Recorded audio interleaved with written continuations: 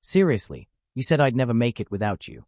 I repeated under my breath as I stared at the familiar coffee mug in my hand. The mug had once been a trophy of our long-shared dreams, a constant reminder of all the times Greg had insisted that his mentorship was the only reason I'd ever get by. My name is Emma Reyes, and for years I had listened to him confidently declare that I'd never succeed as a photographer without his guidance.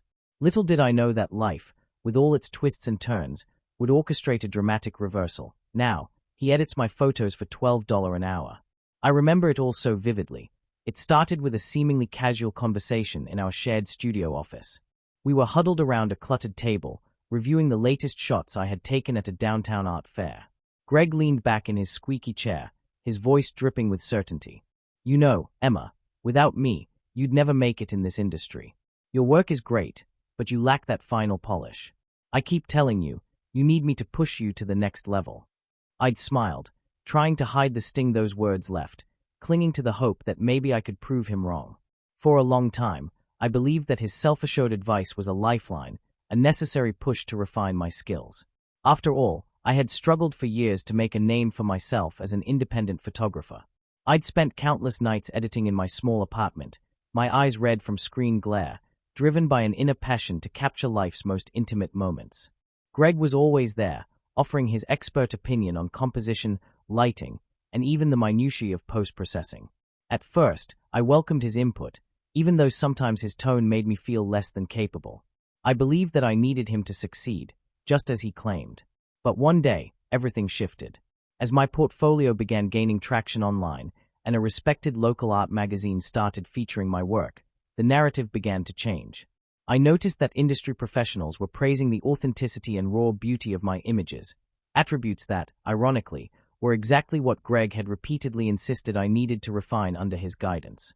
My inbox overflowed with messages from clients who appreciated the genuine quality of my photographs. Slowly, I began to realize that maybe I didn't need someone to polish my work. Maybe my unique vision was all I needed. Then came a turning point that I still recall as if it were yesterday. We were in the editing room, the space filled with the hum of my computer and the scent of burnt coffee from a late-night session. I had just finished a series of candid shots for an upcoming exhibition, and I was about to send the final drafts off to print when Greg, ever their advisor, barged in. Emma, these photos, they look all right, but you could definitely add more contrast. Without me, you'd never perfect them, he declared, almost boastfully. I paused, my fingers hovering over the keyboard, and in that still moment, I realized that his words no longer held the weight they once did. I had finally found my style, and it was as raw and unfiltered as my soul. I thanked him curtly, but in my mind, I was already planning how to set things straight. If all those years of advice were to be dismissed by the clients and the real market, what then was his role? The irony of fate was that, within a year, I had grown so much as an artist that the very skills I had learned on my own became the standard against which his polish seemed outdated and even irrelevant. The next big break came when I secured a solo exhibition at a well-known local gallery. My pieces, vibrant and unmanipulated by any external influences, captured the attention of critics and collectors alike. It wasn't long before I was being commissioned by bigger names, brands that wanted the authentic, unfiltered perspective that I had honed over years of struggle. My artistic voice was finally resonating with a wide audience, and soon, I no longer felt the need to hide behind someone else's validation. In a surprising twist of events, as the momentum of my success grew, Greg found himself at a crossroads. I'd noticed that while I was being invited to collaborate with art directors and leading magazines, he was gradually relegated to menial tasks in the office. Ironically, in the midst of our digital workflow, I discovered that I still had access to a shared editing station that Greg had long used, but now it sat largely idle. One afternoon, after a particularly productive morning, I casually mentioned it to Valerie, our office manager. I think Greg isn't using that editing system as much anymore. Valerie replied thoughtfully. Yes, apparently he's been off doing other things. I heard he's now doing some freelance work, editing photos for a modest fee. That little nugget, delivered in a half-whisper and half-laugh, struck me. The very mentor who once claimed I couldn't succeed without him was now taking orders like any other freelancer, charging a mere $12 an hour for photo edits. The realization was a punch to the gut, yet there was something strangely satisfying about it. It was poetic justice of the highest order. He had once boasted that I'd never make it on my own, and now, He was editing my pictures for scraps compared to what I was earning and the success I was building. I felt a rush of vindication as I recalled every snide remark, every underhanded comment that he'd made in what he claimed was friendly advice. One evening, as I sat in my newly decorated home office, a space that echoed my newfound confidence and creative freedom, I decided to record a video diary. I spoke candidly into the camera. For years, I believed that I needed someone to polish my work, that I wasn't strong enough to stand alone. Greg told me I'd never make it without him.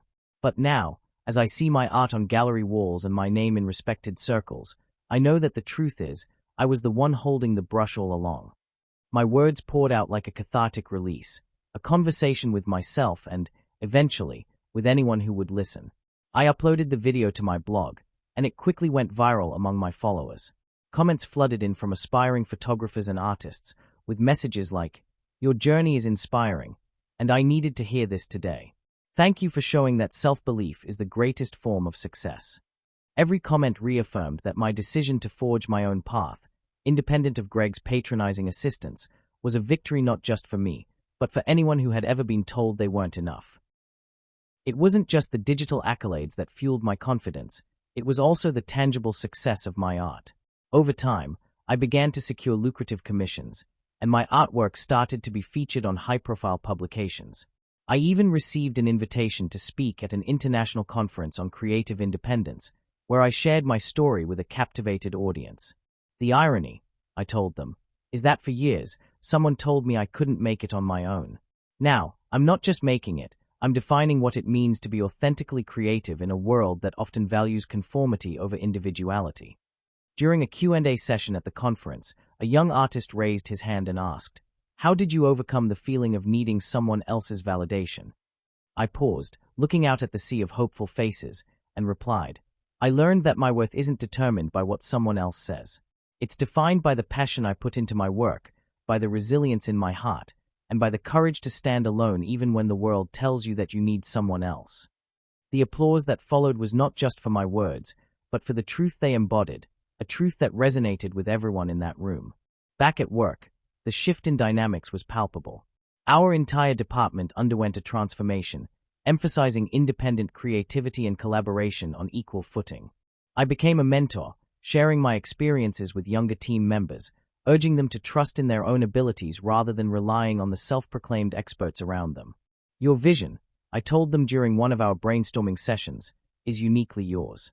Don't let anyone tell you otherwise, especially not someone who once claimed that you'd never make it without them." Even Greg, who had always carried an air of superiority, found his role diminished. He was gradually phased out of decision-making meetings and relegated to tasks that paid him less, over $12 an hour for photo edits on my projects, tasks that once he had treated as his ticket to fame. It was as if the world had finally recognized that the qualities I had once been told to fix were exactly what made my work resonate with authenticity and passion. Reflecting on that journey now, I realized that every insult was an opportunity, a chance to transform negativity into something positive, to take every harsh word and use it as fuel for my own growth. I learned that real success isn't measured by what others say. It's defined by the quiet resolve to be yourself, to trust your own instincts, and to build your own dream, even if it means proving someone wrong every step of the way. So here I am, a few years later, sitting in my spacious office filled with vibrant art and accolades, a living testament to the fact that I truly did make it on my own.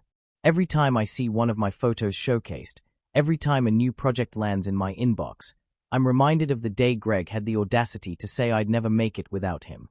And in that moment of bitter irony, I found the strength to stand tall and prove that my journey was mine to create.